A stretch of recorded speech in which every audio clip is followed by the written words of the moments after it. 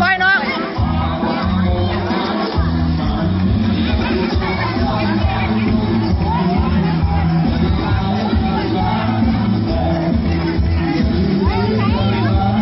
ตั้งเพลงอยู่แบบไหนเต้นดีๆน้ำพุ่งมันก็น้ำพัน3เทียมเราเอาเองแล้ว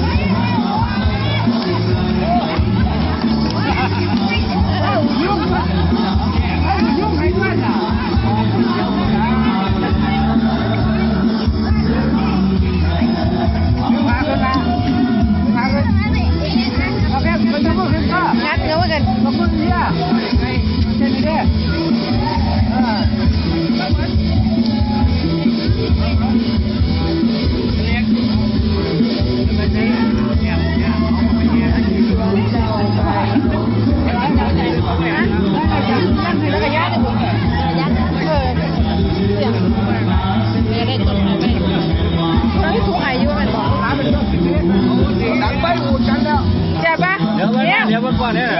เดี๋ยวปนดิลูกเราไปยังโถ